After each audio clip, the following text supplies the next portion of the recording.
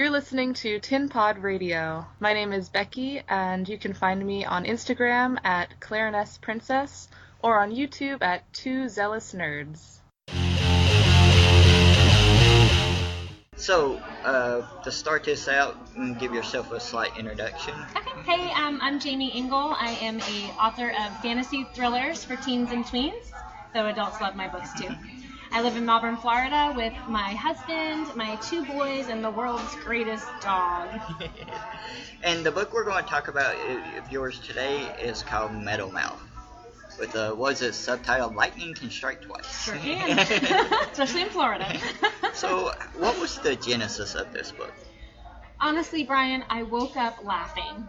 And I was laughing because I had this dream about this girl.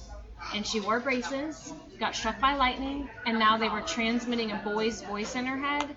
And she had to figure out who the boy was and why the universe had brought them together. And I thought, that is so silly and incredible. I have to write this story.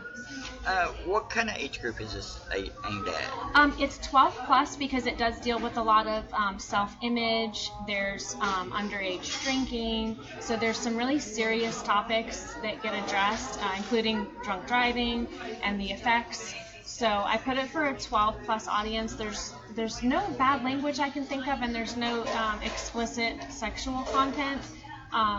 But as a mom, I would let my 6th grader read this, but maybe not my 4th or 5th grader, which is my other books are mostly 4th grade. About how long did it take you to finish this book?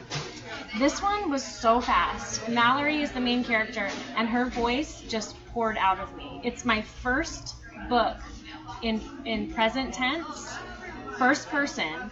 I've never written first person, and it's my first girl voice. So all of my books have boy protagonists. This is my first girl, and she just flew right out of me. If it took me 3 months to finish this book, it was a lot. You talk about it being your first book in first person. Mm-hmm. Was that an adjustment for you, or did that come easily? It came so easily. The adjustment came in my final edit because I realized that because it was first person, there's things you do in third person, like you don't use she was walking, you say walked. But in this book, because it was a teenage voice, I was saying, I am walking to the store, instead of saying, I walk. So I had to go through and really cut out all of those helping verbs. But otherwise, the voice itself, it was so easy. We talk about writing a female character for the first time. With your other books being like male-centric lead characters, was that a choice or just something that came natural to you? I just write whatever voice comes to me, and it's always 12-year-old boys. I don't know why. Maybe my mind stopped forming at 12, and I was always a tomboy, so I always was friends with boys. I would go to bachelor parties and dip out on the bachelorette parties when people were getting married, so I just connect with guys better. I think girls can be so petty, especially in school, and they like things like fashion and just gossip, and that's how Mallory is. She's anti all of that, and so Mallory really is me. If you want to know me, read Metal Mouth, and you'll know exactly how I was in middle school and high school. So, can you give us a short overview of the book Sure. itself? Mallory she wears braces, and she thinks it's stupid because she doesn't think appearance should matter. And her mom is a romance writer, and she's always away on conferences. And her dad is a traveling magician who works on cruise ships, because my neighbor does that, and I thought that was the coolest job ever. So her parents are all about appearance, the sleight of hand, and making sure that you're dressed to impress. So she's anti-love because her parents don't like each other. They're just married. And she's anti-appearance. So when this boy pops in her head and she starts to like him, then she starts to wonder, well, what does he look like? And when she does find out what he looks like and he's gorgeous, now she cares about what she looks like to him. So she has to face her own inner judgments of appearance and popularity and all those things that girls have to deal with in high school. And it's really a dig of her discovering that she's not as transparent as she pretends she is. And she really has to face a lot of her inner demons. And that's part of the reason why the universe has brought these two together. With writing for younger audiences, do you find it different when you write more adult stories than that? It's funny, Brian, because I don't think about it. I just, whatever voice speaks to me, I write that story. And like my book, The Toilet Papers, that we'll talk about in another episode, there's some horror stories in there that are just so horrific and grotesque that I've had family members be like, you got some issues up there, you know? And then on the other hand, I write these sweet, Narnia-type adventure books for kids. So it's really just the voice of the character, and I have no struggle flipping back and forth between those audiences. As a salesperson, it's just in me, so I'm very chameleon-like. I can really get along with anybody at any time, and I think my writing comes out that way as well. With this book that you've written, do you think the market for like young authors, because we know like YA authors, middle grade authors, it was once the biggest thing in publishing. It's starting to go down a little bit because it was oversaturated in the market. Do you think people should be entering that market, like young authors should be entering that market, or do you think it's going to be an even harder market to get into? It really boils down to what do you want to do. If you want to be traditionally published, there's still tons of YA authors breaking in. But if you want to be indie published, then just write whatever you want to write. I've tried to do both. I've had 2 agents. I've had to fire both of them. I've had a publisher. I had to, pull my rights back. So I've done both sides of the spectrum. But I think if you don't write the story that's in you, and then find your audience to sell it to, then I think you're doing yourself and your audience a disservice. There's other people that say, I write this particular type of book because I want to sell, and that's what I'm writing, and I just can't do that. I just wish I could. The cover, and we talked about this before we started recording, is a really cool cover. I like it. Can you tell us something about it? This is my favorite cover so far. The art was hand-drawn by the incredibly talented comic book artist Joshua Menendez of Just Josh Draws. And I adore him and follow him and love his stuff. I gave him something I wanted to sort of emulate in a cover, and I gave him some images to use from actual humans that I thought would play good actresses for the role.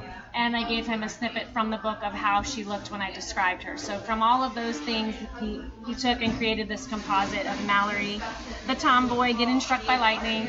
And I think he just did a brilliant job. And then my cover designer is Philip Benjamin of Benjamin Studios in St. Augustine, and he does all my books. So he took the image and then he just turned it into this beautiful cover, which I don't know if you ever watched Gravity Falls. Yeah. But when I saw this image, I'm like, oh my God, Josh, it looks like she's in Gravity Falls, and like you created a character from Gravity Falls. I love it. When you talk about like having an artist and working with the artist, do you like working with other people on projects? I do. Actually, all of my books except for Dreadlands, all of my like Arrow of Light, The Dredge, Metal Mouth, and The Toilet Papers, they were all hand-drawn or photographed by local artists. So I love knowing that my covers are not just unique because they were designed for me, but that the art was specifically crafted for my book, and that I'm helping to share an artist in Ocala or in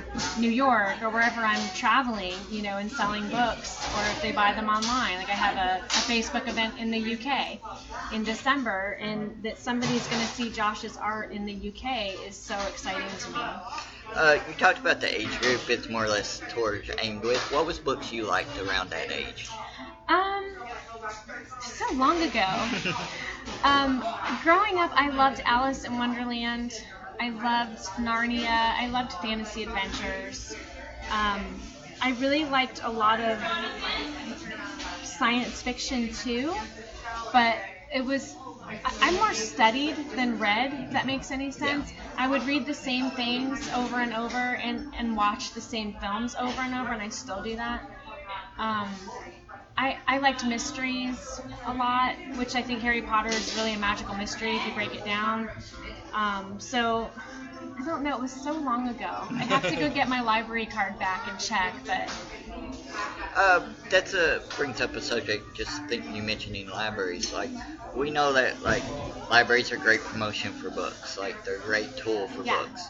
But in the past, libraries have had problems with self-publishers because they get very pushy about going towards the library. So a lot of librarians have developed a bad taste in their mouth for self-publishers because people come in and say, you have to carry my book, or they bombard them with stuff. Right. How have you found out your relationship with libraries have been? Locally, I started out by volunteering my time before asking them to buy my books. So I taught for a year. I taught free classes to young adult writers that were aged 13 to 18 at the Suntree Library under Scott Haig, who's amazing. And then Scott picked up my books in the library. And then from there, I just went to other libraries locally. And now I'm branching out all over Florida. I make one phone call a day to a library system, and I pitch my book based off of credentials, not because I think they should have it. I base it off of my awards that my books have won, the awards that I have won, and I just ask them if they're interested in carrying fantasy adventures for kids that deal with social issues and teach history at the same time. And who's going to say no to that, right? Yeah. So. What do you think is like your biggest platform that you use to promote your books? A couple. I always answer a couple, don't I? I think my biggest is school visits. I do a lot of author visits in schools because my first book, Clifton Chase, deals with bullying. So I've used the fantasy adventure story to touch on bullying. So that has been amazing. And I love getting to meet the kids and get their feedback and ask them what books they like. Otherwise, I have found my people are cosplayers and Comic-Con conventions. We get each other. We're all nerds. We all geek out over pop culture, which is my favorite thing to do. So, yeah, I think Comic-Con conventions as well. And when is this book coming out? Metal Mouth releases December 1st, 2018, and I'm so excited to share it with the world. It's pre-order available now on paperback and ebook through Amazon, and you can pre-order signed copies at my website as well. Oh, cool. So this episode will be coming out around that time, and we'll do some more promotions and help out with it. Awesome. And as usual, like all the information to our website will be available in the credits for this. Again, thank you for joining me to talk about Metal Mouth. Thank you. Thank you. Give a listen to the podcast series Brain Leakage as we live podcast every single episode of Doctor Who from An Unearthly Child on. Yes, today is a set point in time. You can't change that. Not even a Time Lord could. Brain Leakage on Tin Pod Radio.